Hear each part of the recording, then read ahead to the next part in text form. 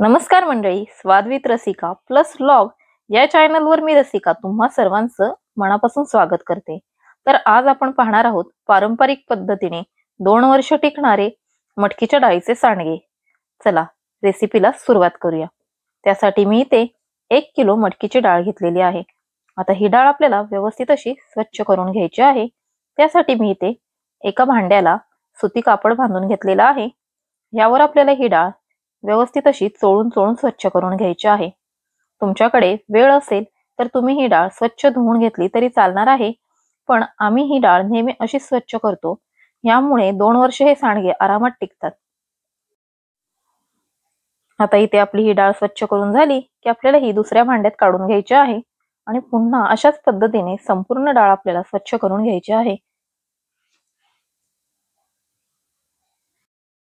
तर तुम्ही इथे पाहू शकता आपली संपूर्ण डाळ स्वच्छ करून झालेली आहे। आता ही आपल्याला दळून घ्यायची आहे। त्याआधी इथे पहा या डाळीतून किती अशी धूळ निघालेली आहे। चला आता आपण डाळ दळून घेऊ। त्यासाठी इथे मी मिक्सरच्या भांड्यात थोडी डाळ घालून घेणार आहे आणि मिक्सरवर छान अशी बारीक करून घेणार आहे। तुम्ही इथे जास्त सांडगे करायचे असल्यास ही डाळ गिरणीवरून रवाळ दळून आणली तरी चालणार आहे।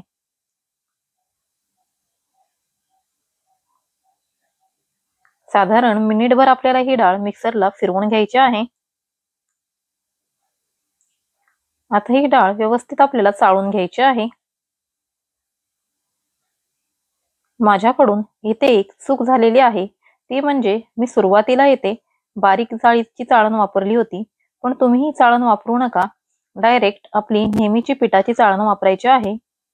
त्यामुळे व्यवस्थित असं रवाळ पीठ तयार होतं। इथे हे पीठ थोडंसं बारीकच झालं होतं, त्यामुळे मी थोड्या वेळाने ही चाळण बदलून घेतलेली आहे।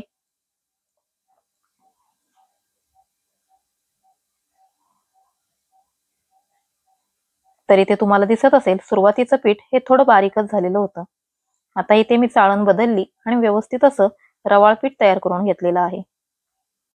उरलेला चाळ पुन्हा मिक्सरच्या भांड्यात घालायचा, पुन्हा दळून घ्यायचा। अशा प्रकारे आपल्याला ही संपूर्ण डाळ दळून घ्यायची आहे।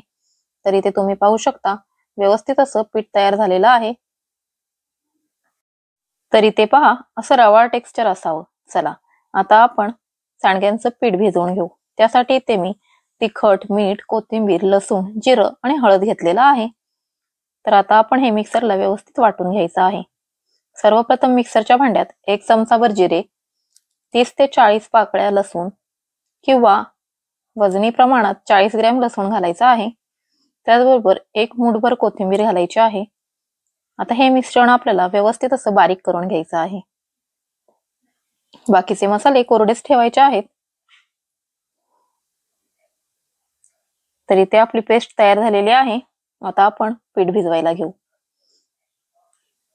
तर यात मी सुरुवातीला लाल तिखट घालून घेतलेला आहे। आता तिखट तुम्ही आवडीप्रमाणे कमी जास्त करू शकता। त्याचबरोबर अर्धा चमचा हळद, 2 चमचे मीठ आणि वाटलेलं सगळं मिश्रण आपल्याला आता यात घालायचं आहे। आता हे मिश्रण घालून झालं की याच मिक्सरच्या भांड्यात आपल्याला थोडं पाणी घेऊन थोडं पाणी घालूनच हे पीठ आपल्याला मळून घ्यायचं आहे। हे पीठ आपल्याला खूप जास्त घट्ट किंवा खूप जास्त पातळ असं मळायचं नाही। तर इथे पहा मी दाखवल्याप्रमाणेच आपल्याला हे पीठ मळून घ्यायचं आहे। आता इथे मी थोडासा व्हिडिओ फास्ट केलेला आहे, नाहीतर व्हिडिओ खूप मोठा होईल व पाहण्यासही बोरिंग वाटेल। चला अशा प्रकारे आपण थोडं पाणी घालून हे पीठ मळून घेणार आहोत। साधारण मला इथे 1.5 ग्लास पाणी लागलेलं आहे। व्हिडिओत दाखवल्याप्रमाणे आपल्याला हे पीठ मळून घ्यायचं आहे। यापेक्षा घट्ट किंवा पातळ पीठ अजिबात करायचं नाही। एवढंच सैलसर आपल्याला हे पीठ मळून घ्यायचं आहे आणि साधारण 2 ते 3 तास आपल्याला हा गोळा झाकून ठेवायचा आहे। या पिठाला अजिबात मी इथे तेलाचा वापर केलेला नाही। 2 ते 3 तासानंतर आपल्याला हे पीठ उघडून पाहायचं आहे। तर इथे तुम्ही पाहू शकता पीठ एकदम छान असं भिजलेलं आहे। चला आता आपण या पिठाचे सांडगे करायला घेऊ। त्यासाठी इथे मी एका वाटीत पाणी घेतलेलं आहे। पाण्याचा हात लावून आपल्याला हे सांडगे तोडून घ्यायचे आहे। अशी आपली 5 बोटं पाण्यात बुडवून घ्यायची आहेत आणि सांडग्याचं थोडंसं पीठ घेऊन त्याच्या हातात व्यवस्थित अशी गोळी तयार करून घ्यायची आहे. अंगठ्यात आणि आपल्या अंगठ्या शेजारीच्या बोटाने हे सांडगे व्यवस्थित असे आपल्याला तोडून घ्यायचे आहेत. आता हे सांडगे मी तुम्हाला ताटावर तोडून दाखवत आहे. तर पाहू शकता अशा प्रकारे आपल्याला व्यवस्थित असे सांडगे तोडून घ्यायचे आहेत. सांडगे एकसारखे तोडून घ्यावेत. अजिबात मोठे बारीक सांडगे आपल्याला करायचे नाही, जेणेकरून त्याची भाजी करताना एखादा सांडगा शिजून एखादा सांडगा कच्चा राहील असं होईल. त्यामुळे आपल्याला एकसारखेच सांडगे तोडून घ्यायचे आहेत. पुन्हा आपल्याला बोटाला थोडंसं कोरडं वाटलं की हे बोट आपल्याला पाण्यात घालून घ्यायचं आहे.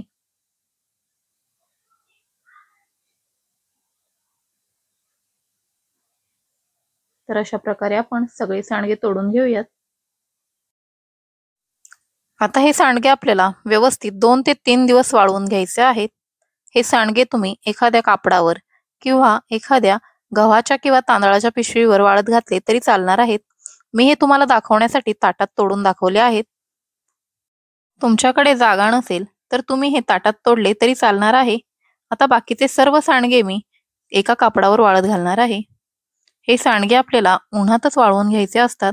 सावलीला सांडगे वाळून चालत नाही, नाहीतर ते सांडगे टिकत नाहीत. आता ह्याला आपल्याला साधारण 2 ते 3 कडक ऊन द्यायचे आहेत, जेणेकरून सांडगे व्यवस्थित असे वाळले जातील आणि अजिबात ते 2 वर्ष सुद्धा खराब होणार नाहीत. चला, इथे आपले सांडगे तोडून झालेले आहेत.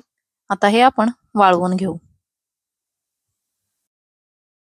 तर इथे पहा, आपले सांडगे छान असे कोरडे खट्ट वाळून तयार झालेले आहेत. आता ह्या सांडग्यांना अगदी 2 वर्ष काहीच होणार नाही. चला, तुम्हाला पारंपरिक पद्धतीने मटकीच्या सांडग्यांची रेसिपी कशी वाटली हे कॉमेंटमध्ये नक्की सांगा. रेसिपी आवडली असेल तर लाईक करा. तुमच्या मित्रमंडळींसोबत ही रेसिपी शेअर करा. आणि हो, अशाच नवनवीन रेसिपीसाठी चॅनलला सबस्क्राईब करायला मात्र विसरू नका. पुन्हा भेटू अशाच नवीन रेसिपीसह. तोपर्यंत बाय बाय. रेसिपी पाहिल्याबद्दल धन्यवाद.